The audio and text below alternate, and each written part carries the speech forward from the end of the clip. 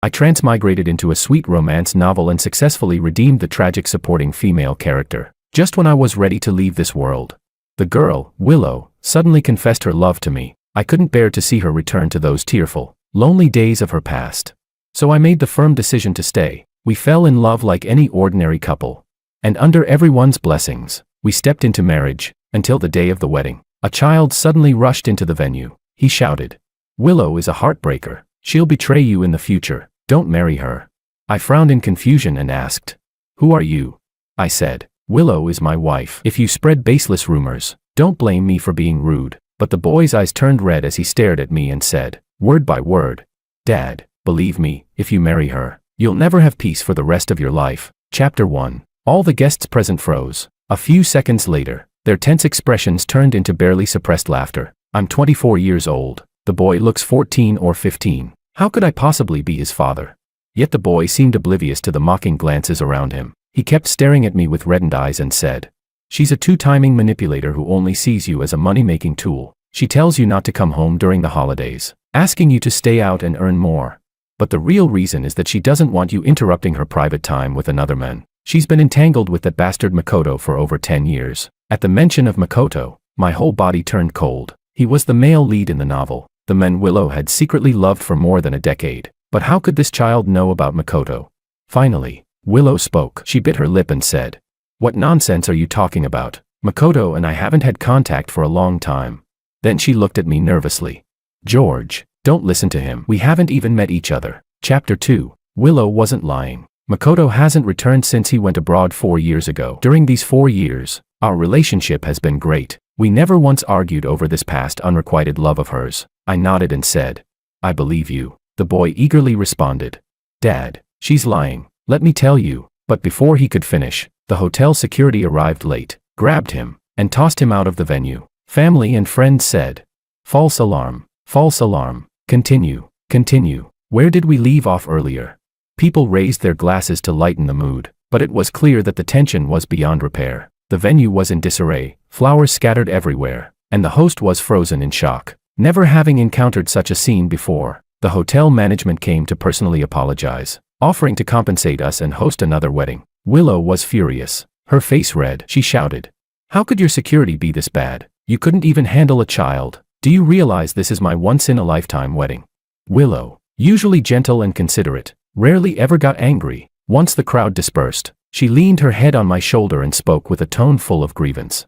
"Why aren't you saying anything? Aren't you angry?" How could I not be angry? But my emotions were a tangled mess, and I couldn't sort through them. I remembered that day, when the system said everything was over and I could go home, but my story with Willow would end there. The system asked, "Do you want to stay?"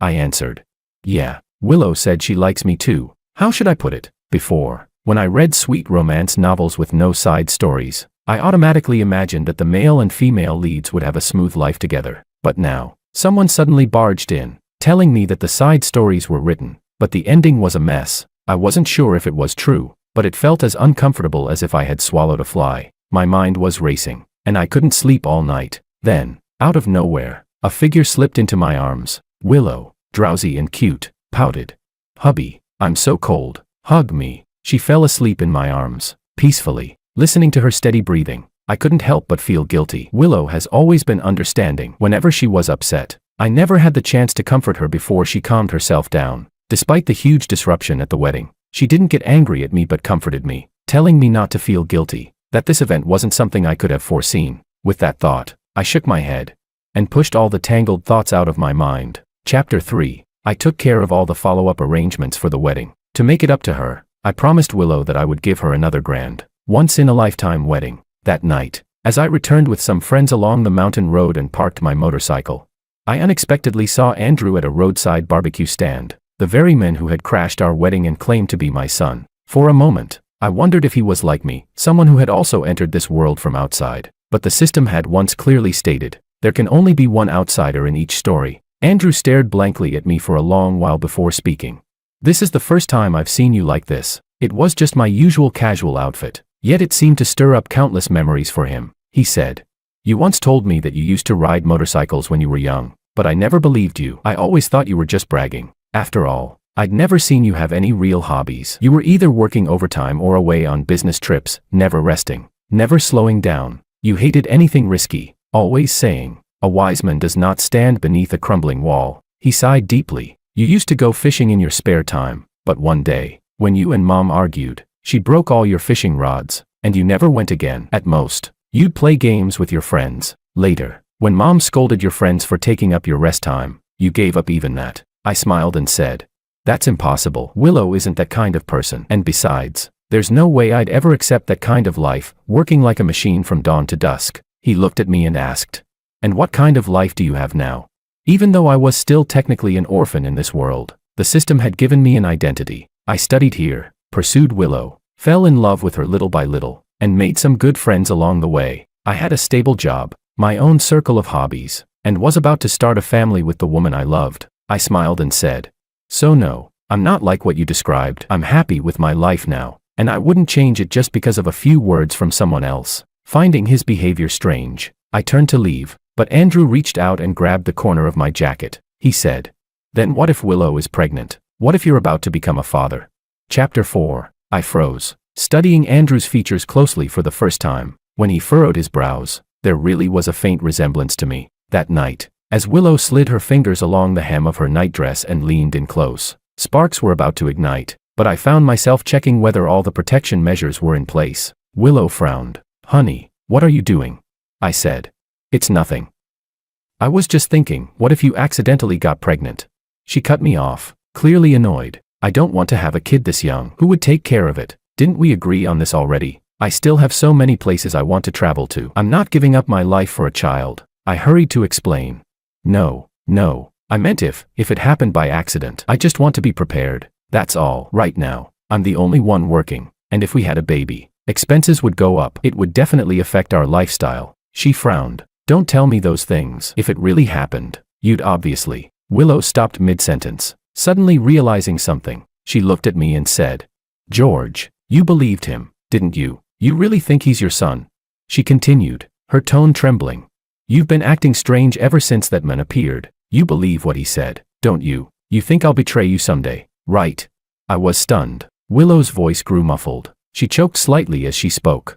"He's just a stranger, but you're already letting his words define our future." In the darkness, I reached out and pulled her into my arms. She nestled against me and whispered softly, "I know you've been under a lot of pressure lately, with work, and now planning the wedding again. I understand. But still, being doubted by someone you love, it really hurts." The next day, Willow decided to go to the hospital for a checkup, just to put my mind at ease. As always, she didn't have the courage to look at the test results first. She left them for me to read and tell her later, while I sat in the waiting room, staring blankly at the report in my hands.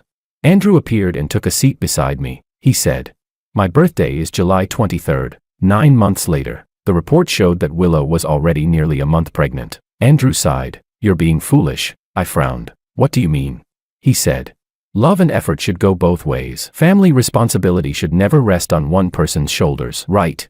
If you're short on money, then why keep up those extravagant expenses? What's the point of redoing the wedding?" I sighed. "Willow said it's her once-in-a-lifetime wedding." He interrupted sharply. "There are plenty of once-in-a-lifetime events in life. We give them meaning to celebrate life, not to torture ourselves. Pregnancy is also a once-in-a-lifetime thing. Yet Willow insists on staying in a postpartum care center that costs $200,000 a month. Would you agree to that?" I replied. "We'd have to live within our means." He laughed bitterly. "That's what you think now. But it's not like you gave in all at once. You just kept compromising, one step at a time, and while you're working yourself to death in a foreign land. Do you know what Willow is doing?" Chapter 5. I looked at Andrew, hesitation swirling inside me. As I turned to leave, he called out again. "You still don't believe me, do you?" I replied. "We're a couple, and we're about to get married. Having a child is the most natural thing in the world. As for what happens afterward, that can be worked out together. It doesn't necessarily have to end up the way he said." He said, "Then tell her she's not pregnant yet." After a short pause, Andrew closed his eyes and said softly, "Half a month later, tell her the truth then." I didn't understand what he meant by that, or why he said it. That night, Willow said her best friend needed to talk to her and grabbed her bag before heading out. I followed her. She hailed a cab, but instead of meeting her friend, the car stopped beside a restaurant. The next second, she pushed open the door and walked in, to sit across from someone I knew all too well, Makoto. Makoto reached out his hand. Long time no see, he said with a polite smile. I thought you wouldn't come. Chapter 6. It had been 4 years since they last saw each other. Yet Makoto was exactly as described in the novel. Refined, courteous, and impeccably put together. Unconsciously, my hand clenched into a fist as I watched Willow's reaction. Her expression was cold and distant. She said flatly, I forgot to mention it last time, completely ignoring the hand Makoto had extended toward her. Makoto awkwardly withdrew his hand. Willow continued, I'm getting married. Her words came out fast, almost too quickly, and she instinctively reached into her purse. Her phone slipped for a second before she caught it tightly. Everything on the surface looked calm, but only I knew how much that small action betrayed her composure. Married? Makoto nodded slightly. I heard. To George, right? Willow pressed her lips together. Yeah. She looked restless, as if she couldn't stand to stay another second. I'm leaving. Maria's waiting for me. But Makoto suddenly grabbed her hand, his expression full of sorrow. Willow, he said softly. I know it's a bit too late for me to turn back now, but at least, can we still be friends? If it's okay with you, would you take a walk with me? Chapter 7. As soon as the words left his mouth, Makoto realized he had lost control. He quickly released her hand, stood up first, apologized, and walked out of the restaurant. Through the glass door, I saw him shake his head in quiet disappointment. Willow froze for a moment, then hurried after him, her steps unsteady. She was about to push the door open but paused halfway, closed her eyes, and took a deep breath before walking out. From behind the glass, I couldn't hear what she said. I only saw her lift a hand to wipe the corner of her eyes. In the end, Willow didn't reject Makoto. The familiar street was covered with scattered golden leaves, lonely and quiet. Before Makoto went abroad, Willow used to accidentally run into him on this very road. Her eyes would always shine with excitement, until they dimmed again when she saw the heroine by his side. Each time, I followed behind her. When she turned around, I would smile and say, Why are you heading back already? You waited all this time just to walk this road, didn't you? The younger Willow would blush, flustered at being found out. I'd add, What a pity to leave now. The person I was waiting for stood me up too. Why don't we walk together? She'd press her lips and mutter, I wasn't waiting for anyone, but her ears were burning red. I'd shrug and say, all right, you weren't waiting for anyone. Let's just say I invited you. The truth was, the person I was waiting for was her. But just like Makoto couldn't see her, Willow couldn't see me either. She rejected my offer.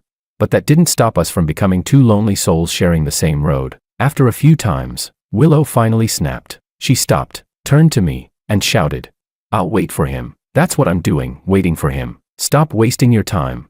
I looked straight at her and said calmly, Then I'll wait for you. Willow froze, and so did I. Chapter 8. Actually, before I was brought into this world, I already loved Willow. So when I learned that my mission was to save her, I was happy. Every time, I thought, let Willow be a little happier, just a little happier. The first time we walked down this street together, neither of us spoke. The second, third, fourth time, we finally began walking side by side. Then came holding hands, kissing, and treating the fallen autumn leaves as our wedding veil. She had experienced so many regrets. I wanted to make up for each and every one of them. Someday, I thought, she'll finally see me, and when that day comes, I'll make sure she sees only me. A dry branch snapped underfoot with a crisp crack. I came back to my senses and stopped walking. Ahead of me, Willow and Makoto walked side by side in silence, their backs slowly fading from view at the end of the street. Chapter 9. When Willow came home, she was holding a box of strawberry cake. It was from that bakery we used to visit often, our favorite flavor.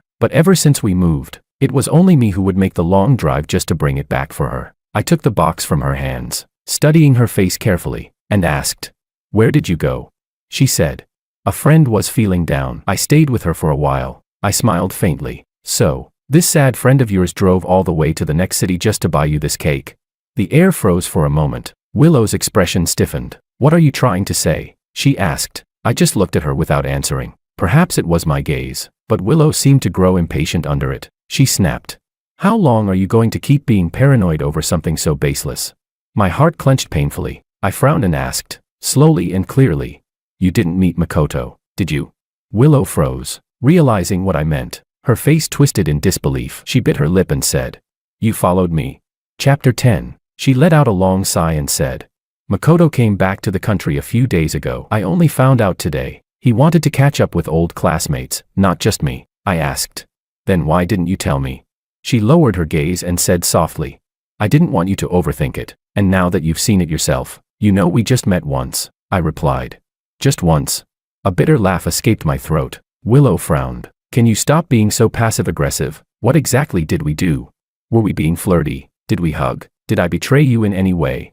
No, they hadn't. They hadn't even held hands. From anyone else's perspective, it really was just one ordinary meeting. Maybe I was just being paranoid. After all, I'd seen Willow and Makoto interact before, even when they were still full of tension and unspoken feelings. And I was never like this, but this time felt different. I stared at her and said, "It's not the same." She asked, "What's not the same?"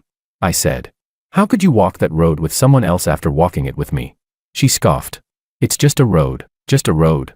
On that road, I had waited for her, for so long, through the wind, the rain, the thunder, and the blazing sun, waited for what felt like forever.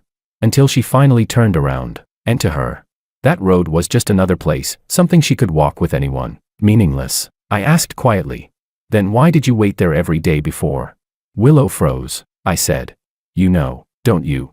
Back then, you were just like me, you knew it was different." Chapter 11. I couldn't even remember the last time Willow and I had a Cold War. But this time, our friends seemed more anxious than we were. Ever since the last wedding disaster, they had all been waiting for the next one, waiting for everything to finally settle down. I said to them.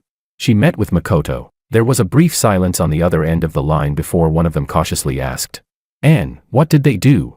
I hesitated. When I really thought about it, it was nothing more than a walk. Nothing technically wrong. The friend sounded puzzled. "That's it. That's really nothing, man." Just as I expected, he continued. "If they walk together openly, doesn't that mean she's really let go of the past? George, be honest, are you still hung up on what that kid said?"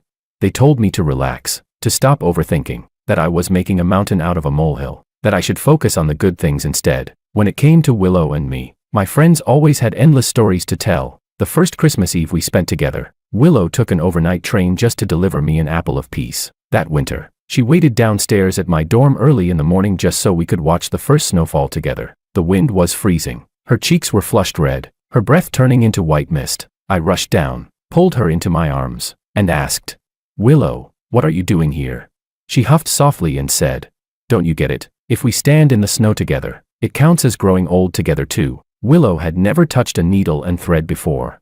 But she still tried to knit me a scarf, pricking her fingers until they were covered in tiny drops of blood. Those memories felt like they happened just yesterday. And maybe my friends were right. After all, we had gone through so much together. They had only met once after 4 years, just walked a short stretch of road together. What could that possibly mean? Chapter 12. I told Andrew about those old memories. I said, "Willow isn't someone who doesn't know how to give." That winter, Andrew cut me off immediately, rolling his eyes. "She stood for hours in the cold just to watch the first snow with you, right?" He went on. "And she knitted you matching scarves. Huh? You two walked down the street wearing the same scarf and almost got hit by a car, right? She cooked for you, shared your hardships, right?" I was speechless. I said quietly, "But after we got married, we still loved each other, didn't we?" Andrew suddenly went silent, a rare thing for him. After a long pause, he said, "Come on, man, stop lying to yourself. You don't even need to say those words. I've heard my mom repeat them 1,000 times. What do you want me to tell you? That you were both in love, that your love was worth it?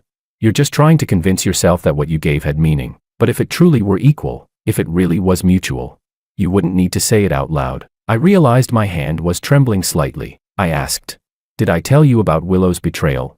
Andrew shook his head. "You never said anything bad about my mom, not once." Then he took out a piece of paper, wrote down a string of numbers, and slid it over to me. He said, "I saw it here." Chapter 13. On the slip of paper was an email address. I didn't log in to check it. I just ran my fingers over the string of characters that followed. The password, my moon. When I got home, there was an unfinished embroidery piece lying on the table. Willow had come back early. She was in the kitchen, wearing an apron, making soup for me. Willow knew I had stomach issues. Back when we were in college, she used to learn how to make soup in the dorm kitchen, and would bring it to me in a thermos. "You're home." She poked her head out of the kitchen. "Yeah." Willow brought out the steaming soup, stirring it slowly until it cooled to the perfect temperature. She asked, "You came back pretty late today. Did you go out drinking again? Do you feel unwell?" I shook my head. In the 4 years we'd been together, we had fought a few times, small and big arguments alike, but most of the time, we reconciled naturally. Just like now. She leaned softly against me and asked, "So, did you eat dinner outside?" Her head rested lightly on my chest, through the thin layers of our sweaters. I wondered if she could hear the heartbeat that had always belonged half to her. I nodded. "Yeah, I ate a little." She smiled faintly. "If you get hungry later, I'll make you something else." Willow straightened up, then began talking about the new wedding plan I drafted for her. She said, "I don't think the date you picked is very good. Let's change it to this one. It's the luckiest day for weddings this year." Then she continued, "Also, can we switch the hotel? It's a bit more expensive, just a few hundred more per table, but the food is so much better. And for the honeymoon, I want to go to this little island my friend recommended. We could stay there for a while, the weather's lovely." Her eyes sparkled as she spoke. She said a lot, even reminded me to make sure the hotel's security team was extra careful this time. While she spoke, she touched the ring on her middle finger and said softly, a little aggrieved, "It should have already been on my ring finger by now." I brushed the back of my hand gently against her cheek and asked, "Is there anything else you want to tell me?"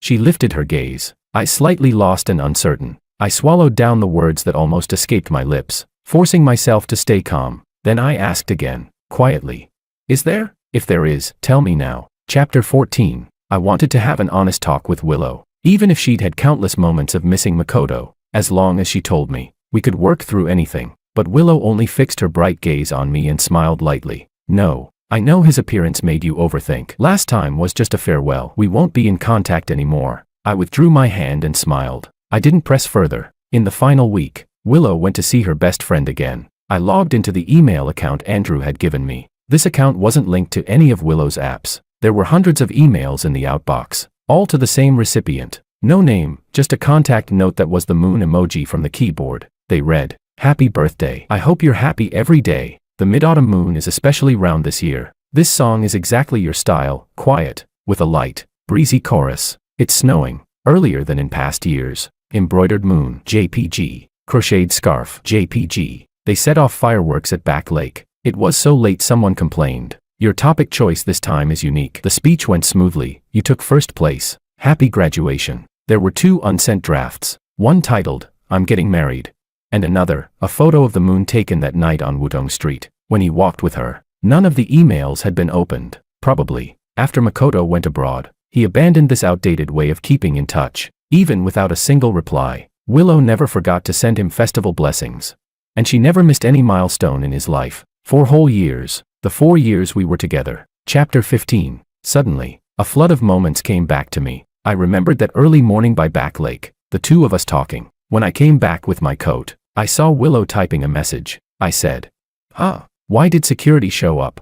She said, "Illegal fireworks. That group got caught." I watched with interest as the guards chased them down on motorcycles, never wondering who Willow planned to share that funny scene with. I remembered the year she waited downstairs with a thermos for me. When I saw her, she was staring at her phone, lost in thought, and only snapped back when I touched her shoulder, then asked if my stomach still hurt. I said, "I drank too much yesterday. Usually it doesn't hurt. And after I started drinking your soup, I haven't felt uncomfortable at all." Relieved, Willow smiled and handed me a scarf. I saw the delicate little leaf at the end and exclaimed, "You knitted this?" When she nodded, I hugged her, excited, and kissed her. I remembered how, before one anniversary, we had a fight. We gave each other the silent treatment for nearly a week, both stubborn, neither sending a single text to give in. But in that time, Willow sent Makoto an email to congratulate him on winning a debate competition. Chapter 16. So many moments I once overlooked now made sense when I saw those emails. It turned out that the first scarf she knitted wasn't for me. Before she embroidered that leaf, she had first stitched a moon. The song she loved most, she hadn't shared it with me first. When she passed her postgraduate entrance exam, I wasn't the first one to know. Even on the very first day we got together, Willow deleted Makoto's contact from her messaging app. I never saw any trace of another man on her social media, yet she somehow knew exactly when Makoto competed, which projects he joined, what prizes he won, and she sent him her blessings every single time. I closed my eyes, trying to calm my breathing. But the anger inside me refused to fade. A sharp pain hit my stomach. I bent down beside the couch, clutching it for support, and threw up into the trash can. The wedding plan booklet on the table looked blindingly white. I tore it into pieces and threw it away. Chapter 17. I went to find Andrew. From a distance, he looked paler than when I first met him. The loose-fitting clothes hung off his thin frame. When he squatted down, he curled like a shrimp. He was frowning, as if in pain. I hurried over to help him up. "What's wrong?" I asked. I tried to hail a cab to take him to the hospital. But Andrew grabbed my arm and straightened up again. He shook his head. "It's nothing. Maybe I just ate something bad." I asked him. "When we separated, was it ugly? Was it bad?" His smile froze. His fingers tightened around mine until his knuckles turned white. His eyes reddened. After a moment of silence, I realized what he was thinking. I sighed softly and said, "I'm sorry you had to see all that. It must have hurt, didn't it?" Andrew couldn't hold it in anymore. Tears rolled down his cheeks in big drops. Choking up, he said, "Dad." I looked at his trembling shoulders and gently patted his head. I said, "How about Dad makes you something tasty? Will you forgive him then?" Chapter 18. Andrew said he wanted to eat my cooking. Orphans are supposed to be good at taking care of themselves. But I've always been rough around the edges. As long as I could survive and stay full, taste never really mattered. Seeing how hungry he was, I quickly fried some egg rice and made 2 simple vegetable dishes. He ate with satisfaction, mouth full. Choking several times from eating too fast. "Slow down," I said, patting his back. I could feel his ribs beneath my hand. So thin. How could he have become this thin? At the wedding, he'd seemed strong. Even a little sturdy. I asked, "How did you end up here?" After we separated, she and Mako, did she marry someone else? Did he ever hurt you? Then I asked again, quietly. What were we like before? Was I a good father? Andrew had a mouthful of rice. But his answer came clear and firm. "We were great. You're the best dad in the whole world." Looking into his earnest eyes, I suddenly felt something warm spread through my chest. I smiled. "Really?" He nodded hard. "Really?" Chapter 19. Andrew said he wanted to go to the beach with me. I agreed. I guess in my past life I must have taken him to the seaside many times. When I was taking Andrew to the airport, Willow called. She had just gotten home and asked, "Why aren't you home?" Sneaking out to work overtime again. I thought we weren't going to have kids. Why work so hard? And why hasn't the food in the fridge been touched? Is my cooking that bad? The truth was I'd already moved out, but I hadn't taken any of my things with me. I didn't want any of them anymore. Willow kept fussing on the phone. "Don't push yourself so hard right before the wedding. Skipping meals and working overtime while planning a wedding. How can you survive that? It's going to be a big effort. I'm worried you'll faint on stage. Also, honey, I brought you a present. Are you sure you don't want to come back and see?" "Fine. I'll come see you. It's been a week. I miss you." I said nothing. Willow paused. "Honey, can you hear me?" Only when the airport announcement sounded in the background did she realize something was wrong and ask where I was. I looked at Andrew, who came running over with a drink, patted his shoulder, and said in a calm voice, "Willow, let's break up." Chapter 20. Andrew had a good eye for places, warm and bright. The sunset alone could wash away a whole day's fatigue. The only downside was that Willow nearly blew up my phone when we landed. Andrew was wildly excited. I blocked Willow and turned my phone off. He seemed even thinner. Even though he'd been eating with me, there was no meat left on his face. I noticed he had many scars, on his head, arms, legs, very visible. The one on his neck looked especially new and shocking. "Are you hurt?" I asked. He turned his head and said nonchalantly, "Dad, you don't know, I like extreme sports. These are from crashes." Pointing at his head, he added, "This was from rock climbing. The rope wasn't tied right and I hit a rock." I asked, "What about your neck? Who did that? Did someone bully you?" He scoffed. "Please." Andrew stood up, a little skeleton-like, and puffed his chest. "I used to be the boss around here. Who dare bully me?" That one was from falling asleep in class. Head drooped, and my pen stabbed my neck. From Andrew's stories, he'd been a wild kid back then, and I was always the one to talk sense into him. He didn't want me staring at his scars. He ran off to build a sandcastle and played with the other children, then swindled some of their props and ran back to show me. He'd really been a ringleader of mischief. I rubbed my forehead in helplessness. Andrew built a big mound that I couldn't tell what it was. "What's that?" I asked. He dove into the sand and came back out grinning. "It's like I was born again," he said. I felt like I'd been struck by lightning. Frozen for a moment, I watched as Andrew's movements slowed. The sea breeze lifted his clothes. His pale face seemed to fade into the wind. He said, "Dad." Slowly he knelt before me. His voice was low but utterly earnest as he said, "Tell her the truth. Make her terminate the baby." Chapter 21. I helped him up and shook my head. I said, "He is you. If he's gone, what will I do when you're gone too?" He laughed and said, "Well, then you can just raise a dog." I looked puzzled. "Have I ever raised a dog?" He said, "Yeah." Andrew said vividly, "Sure. A little bastard dog just like me, totally ungrateful. Such a troublemaker. Before you picked it up, it was just a stray, like you." I laughed. I said, Then how could it possibly be a stray dog? Andrew tilted his head and looked at me. I said, "A dog like yours, Dad would definitely have taken it home." Chapter 22. These days, I can't shake off a deep sense of unease. The sun is shining brightly, and Andrew is out on the sea riding a jet ski, waving at me from afar. Yet I can't help but feel that he won't come back. George. I turned my head and saw Willow, someone I hadn't seen in almost half a month. She'd lost a lot of weight, dark circles under her eyes, and her lips were terribly dry. I asked in confusion, "What are you doing here?" She burst out in anger. "Why can't I be here? You just left without a word, without saying anything." Halfway through her words, she placed her hand on her slightly swollen belly. Her lips trembled as she said, "Why did you lie to me and say I wasn't pregnant? Why did you leave me right before the wedding?" She bit her lip and said, "This is our child, George. I swear nothing ever happened between Makoto and me." I rubbed my temples and sighed. "No, that's not what I meant." "Calm down first," she said. "No, you're coming back with me." Willow closed her eyes for a moment, then said in a trembling voice, "No matter why you suddenly sentenced me to death, at least give me a chance to explain. Let's go back and talk it out. Don't do this. Don't treat me like this." Looking at her in such pain, I found it absurd, and yet, deep inside, I couldn't help but feel a flicker of sadness. I said, "Willow, you've always had regrets, haven't you?" Regrets that I could feel the very first moment I saw that email password. My moon. The thousand-some days and nights I spent with her could never fill that emptiness. Chapter 23. Even now, it's true that nothing ever really happened between them. She could still explain it away. They only met once. At worst, over the past 4 years, she sent more than 100 unanswered emails. At most, it could be called one-sided concern for a friend. But in the 17 years after we got married, they must have met many times, had many meals together as friends, and then, at some point I'll never know, they started holding hands, hugging, kissing, sleeping together. Her feelings for me changed, from guilt to disgust. Maybe once, Willow really did love me, really wanted to spend her life with me, but no one starts off being unloving. Chapter 24. I had just opened my mouth to speak when, in the next second, a wave of dizziness suddenly hit me. The sun split into two in my vision. I blinked. It felt just like my first day here. Willow held on to me, but in the next instant, Andrew came running and slapped her hard across the face. He shouted, "Get away. Stay away from him."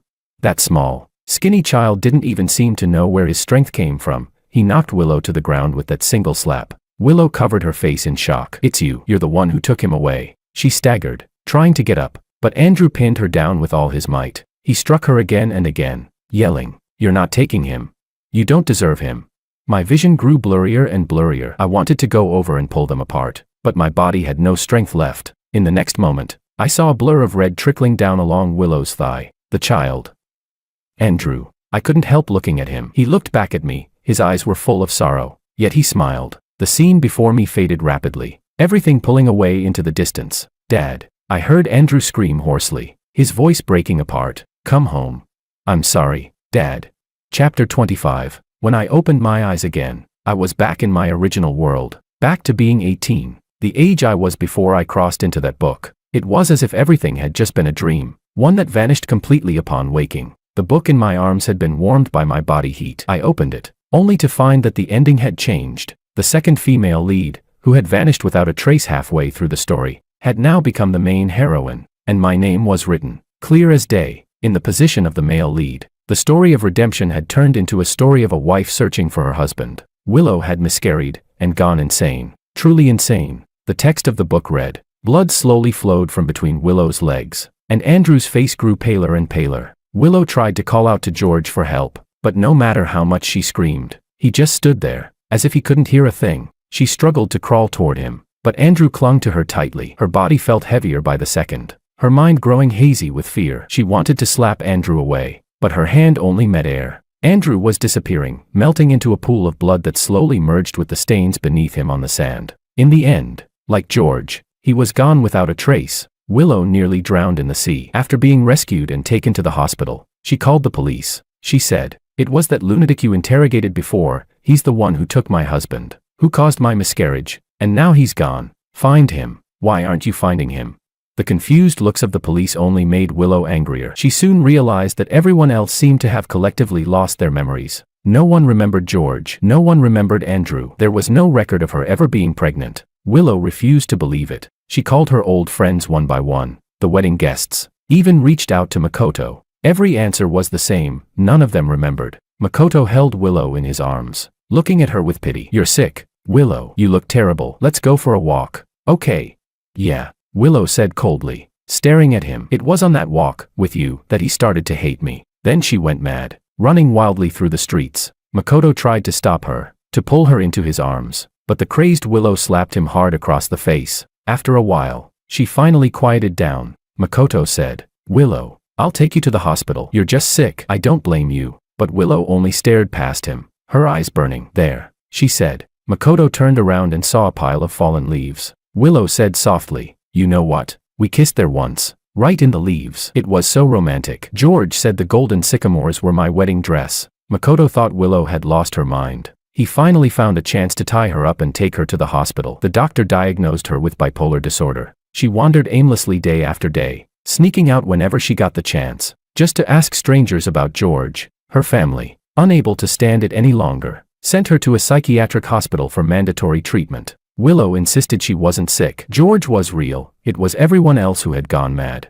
forgetting him. She couldn't understand that this was all just the world inside a book. She had once been happy. It was she herself who had turned her ending into something tragic and unfinished. Chapter 26. 18 is such a wonderful age. That year, I got into my dream university, and also received the mission reward from the system's final settlement. Back then, my choice had been family. I had longed for a home for so long, and now, I had one, a father and mother who loved me, grandparents who doted on me. I studied hard and ranked among the top students. My parents would come to visit me at school during every holiday, take me traveling. I made many friends and was never lonely again. Everything went smoothly. I graduated, built my own career, and lived a steady, fulfilled life. But sometimes, I still thought of Andrew. In the book, his ending had been simple. He vanished. No extra chapter, no epilogue, just gone. One day, I saw a filthy stray dog by the roadside. It was all skin and bones, yet full of energy, darting up and down walls with surprising agility for something so small.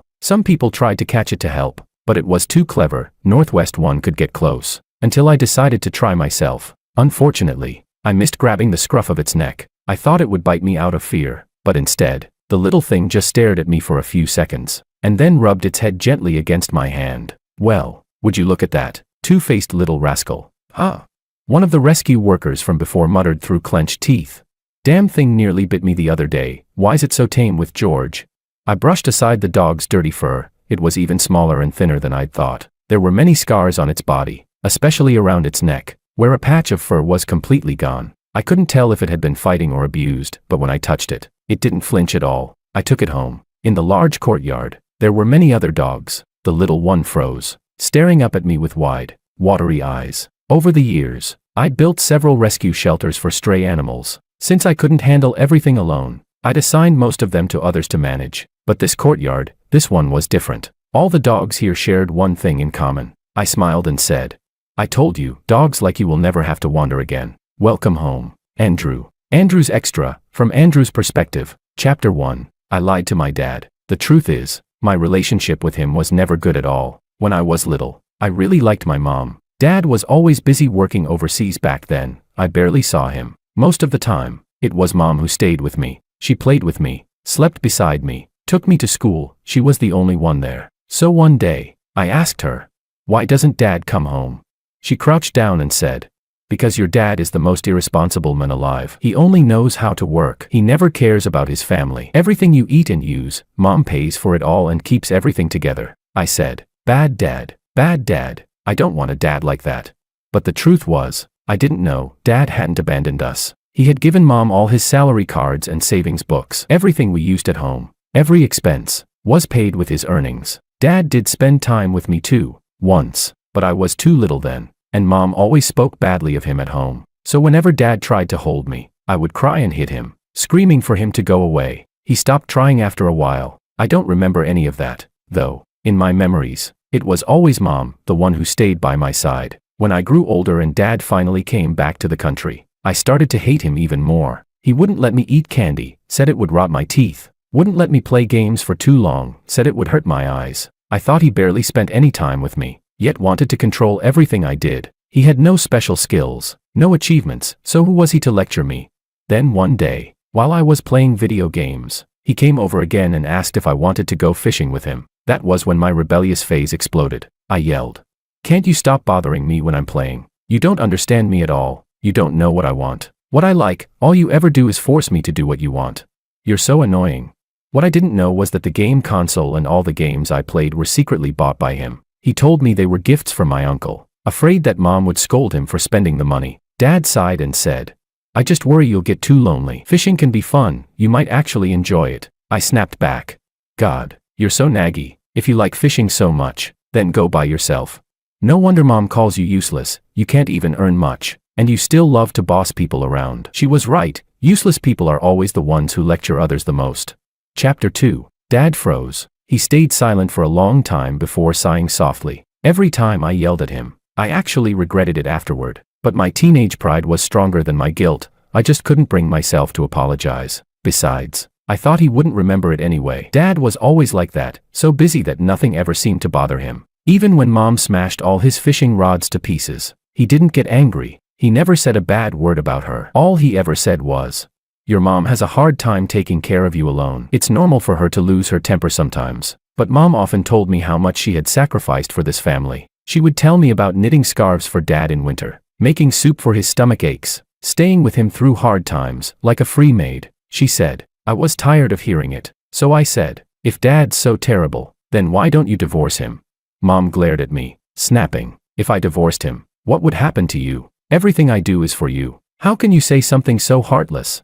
As for Dad, he had bought Mom plenty of luxury items over the years, but for himself, he barely spent a dime. I once asked him, you keep saying Mom's great, but I've never seen her buy you anything. He smiled and said, of course she has. She bought me a strawberry cake just the other day. Strawberry cake? Please. I'd have believed orange cake sooner. What kind of man gets happy over a strawberry cake? Was he sick or something? I'd never seen him care about anything else in life. Well, that's not true. He did love dogs. Whenever we passed a pet shop, he'd stop, staring at the furry puppies through the glass with a soft look in his eyes. I used to think all he liked were strawberry cakes and dogs, but now I know. The strawberry cake was Mom's favorite, not his. Dad liked fried rice with egg. He liked stir-fried Chinese broccoli. He liked those small, bright green peas. I'd never seen him eat those before, so I assumed he didn't like them. Now, as I stuffed them into my mouth, my arms began to itch, but I held back from scratching, staring into his eyes. So it was because of me. My vision blurred with tears. I remembered after my graduation exams, Dad had been so excited. He had been planning for months to take the whole family on a trip, but I thought it sounded boring. I wanted to try riding motorcycles with my friends instead. It was dangerous. So of course he would try to lecture me again. That night, I snuck out quietly, but he caught me anyway. I shrugged and said, seriously, a family trip to the beach? How cliché is that? Fine, I'll go with you. All right. Just stop trying to control me. I'm almost an adult. I want my freedom. He said. When I was young, I used to ride motorcycles too, let me tell you, but I didn't wait for him to finish. I waved my hand impatiently and ran out the door. He saw that I wouldn't listen, so he grabbed my protective gear and ran after me, texting as he went, Andrew, I'm not stopping you. Just wait a second. If you ride without protection and get hurt, you'll regret it. Take the gear with you. I rolled my eyes helplessly and told the driver to stop. I lowered the car window, waiting for him to bring it over. But nothing happened. And then, I heard a loud crash behind me. Dad was lying in a pool of blood. And across the road, I saw Mom, with another man's arm wrapped around her shoulders. Chapter 3. Dad will never speak again. He doesn't move, doesn't smile, and he won't sit at the computer to play games anymore. He will never take care of me again. Mom came over to hug me. I slapped her across the face. I bit her, slapped her, pinched her. In the hospital I screamed at her like a lunatic, calling her shameless, calling her a bitch. She didn't fight back. She just had that other man pin me to the ground and take me home to lock me up. I couldn't go out, but the friends I had made before still came in handy. I got them to ambush Makoto for me. They sent me photos showing him beaten and bloody, but I still wasn't satisfied. I didn't just want this bastard to suffer, I wanted my mom to regret it. I hunted for evidence of their affair to expose later and ruin her reputation. I found an email address. My mom, love-struck and pleading with that man to love her, so cautious. She actually started meeting him not long after marrying my dad. At first they only met once. Later they met many times. I don't even know at which meeting they started sleeping together. I frantically copied all of it. But before I could spread it, they discovered me. Willow slapped me in front of Makoto, after my dad died. It was the first time she had hit me. I screamed at them. If you've got the guts, Sue me, do you even have the nerve? Willow, do you fucking have the nerve? Send me away then. Even if you all died, I still wouldn't be appeased. My dad will never come back. They not only locked me up, they confiscated all my electronic devices. They wouldn't let me out. So I banged my head until my face was bloody. If someone dies, they won't be able to cover it up. But all of that was taking too long. There were fewer and fewer sharp things in the room. After being rescued again, I fixed my eyes on the 4 needle. Facing the mirror, I plunged it through the major artery in my neck. Chapter 4. Half conscious. I heard someone speaking beside my ear. I thought I had failed to die again. I heard the voice ask, "What do you want to trade?" "My dad," the voice asked. "Your dad? Oh, the one who came in over 20 years ago." I tried to persuade him not to stay. Otherwise, why do all sweet love stories end right when hearts finally connect? I said. "Dad," the voice asked. "Do you want to save him?" "Yeah," it said. "If you change the past, you'll never be born." How strange. I told him before that if he ever regretted it, he could return. He hasn't been doing well all these years. So why has he never called upon me to take him back? Why? Why did he always endure everything silently, pretending nothing happened? Why was he never angry with me, always feeling guilty, even when it was my fault? Suddenly, I remembered when I was little. Mom had gone out to play mahjong, and I got a high fever, crying until I couldn't breathe. When Dad came home, he carried me and ran straight to the hospital. "Andrew, don't cry, don't cry. Dad's here. Dad will always be here," the voice asked. "Do you want to go back and help him, even if it costs you your life?" I murmured. "Dad," it said. "Once time is reversed, there's no taking it back. Little one, do you choose life, or do you choose?" I chuckled softly and said, "Dad, I'm sorry." The past and the present overlapped. I suddenly sat up in bed. Under the bright lights, the groom was placing a ring on the bride's finger. It was Dad. Chapter 5. After I died, I wished I could be a dog, but would he recognize me?